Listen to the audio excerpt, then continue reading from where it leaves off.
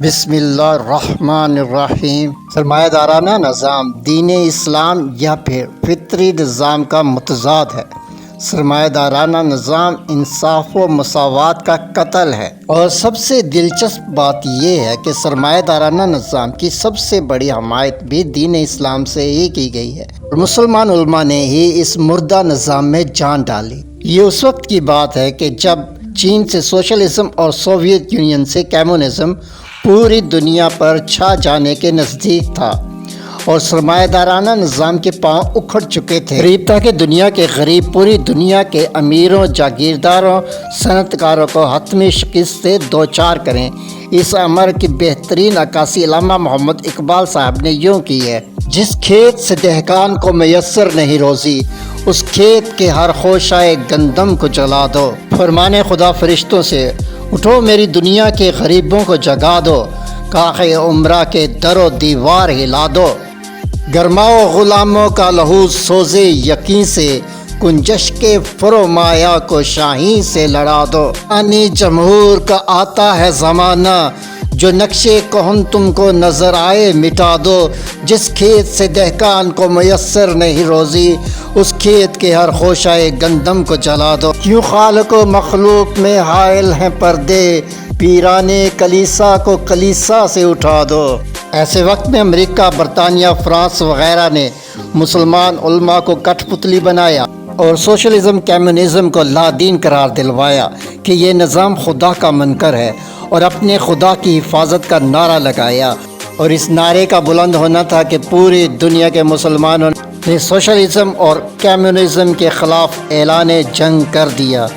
حالانکہ دین اسلام نے سب سے پہلے سرمایہ دارانہ نظام کے خلاف اعلان جہاد کیا تھا کہ جب حضرت ابوذر غفاری رضی اللہ عنہ نے شام میں بنو امیہ کے سرمایہ دارانہ طرز حیات اور شاہانہ زندگی کو للکارا اور فرمایا کہ جس سونا چاندی کو تم بڑے شوق سے جمع کرتے ہو، قیامت کے دن اس سونا چاندی سے تمہارا جسم داغا جائے گا، اور یہ سونا چاندی تمہیں بھسم کر دے گا۔ اس سونا چاندی نے تمہارے ذہنوں کو معاف کر دیا ہے۔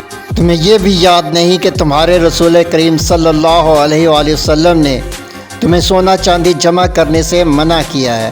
یہ ایک ناقابل تردید حقیقت ہے کہ رسول اکرم صلی اللہ علیہ وآلہ وسلم کے بعد حضرت ابوبکر اور حضرت عمر فاروق نے بھی اللہ رب العزت کی ارتکاز دولت کی ممانت کو بڑی شد و مد سے جاری رکھا تھا، لیکن بنو امیہ نے اپنے اثر و رسوخ استعمال کر کے حضرت ابوذر غفاری رضی اللہ تعالی عنہ کو پہلے شام اور بعد ازاں مدینہ منورہ سے بھی جلا وطن کروا دیا تھا۔ حضرت ابوذر غفاری رضی اللہ تعالیٰ عنہ نے انسانی تاریخ میں پہلی بار سرمایہ دارانہ نظام کے خلاف نعرہ مستانہ بلند کیا، اور یوں تاریخ میں بنو امیہ کی عمارت، حضرت ابوذر غفاری رضی اللہ تعالیٰ عنہ کا نعرہ مستانہ دونوں تاریخ کا حصہ بن گئے۔ لیکن قریباً 1300 سال کے بعد مسلمانوں کو پھر یہ موقع ملا کہ وہ سرمایہ دارانہ نظام کو ہمیشہ کے لیے جڑ سے اکھاڑ دیں، اور غریبوں کا استحصال کرنا ہمیشہ کے لیے بند کر دیں۔ لیکن اس بار مسلمان علماء نے بنو امیہ کا کردار نبھایا، اور امریکہ اور برطانیہ وغیرہ کے ہاتھ میں کٹ پتلی بن کر انہوں نے سرمایہ دارانہ نظام کی حتمی شکست کو فتح میں بدل دیا۔ ان علماء نے سوشلزم اور کمیونزم کی تمام خوبیوں کو نظر انداز کر کے ان کی ایک معمولی سی خامی کو پکڑ لیا کہ یہ دونوں نظام مذہب کی نفی کرتے ہیں۔ حالانکہ اگر اس ایک خامی اور نقص کو ہٹا دیا جائے تو سوشلزم اور کمیونزم کی معاشیات اسلامی معاشی نظام کے بہت قریب تھے۔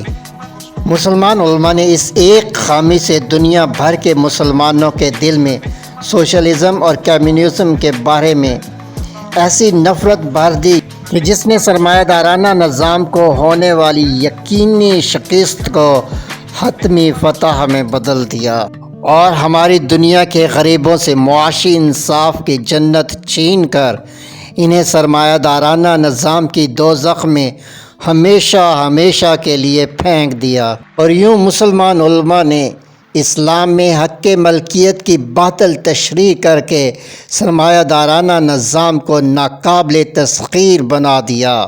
آج پوری دنیا میں صرف سرمایہ دارانہ نظام ہی راج کر رہا ہے۔ دنیا میں کہیں بھی اب نہ اسلامی معاشی نظام نظر آ رہا ہے اور نہ سوشلزم اور کمیونزم۔ ان دونوں کو سرمایہ دارانہ نظام کا جن نگل چکا ہے۔ فیصلہ آپ نے کرنا ہے کہ ہم مسلمانوں نے دین اسلام کی خدمت کی کہ سرمایہ دارانہ نظام کی خدمت کی۔